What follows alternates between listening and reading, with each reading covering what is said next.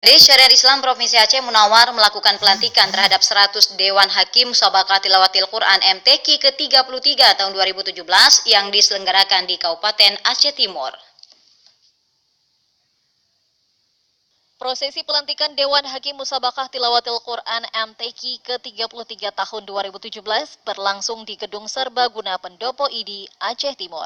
Gubernur Aceh yang diwakili Kepala Dinas Syariat Islam Provinsi Aceh Munawar MA mengatakan pihaknya sangat merasa bahagia karena para Dewan Hakim adalah orang-orang terpilih menjadi Hakim MTQ ke-33 tingkat Provinsi Aceh yang dilaksanakan di Kabupaten Aceh Timur. Dikatakan para Dewan Hakim adalah orang-orang terpilih yang diberikan tugas sebagai Dewan Juri selama MTQ berlangsung. Pengukuhan Dewan Hakim MTQ merupakan komitmen para Dewan Hakim untuk melaksanakan tugas pokok dan fungsi sebagai Dewan Hakim MTQ ke-33 secara berkeadilan tanpa memihak serta senantiasa menjunjung tinggi kebenaran.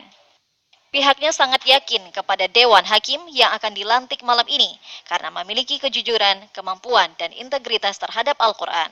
Dari Aceh Timur, Said Maulana, TVRI melaporkan. Saudara, banyak cara untuk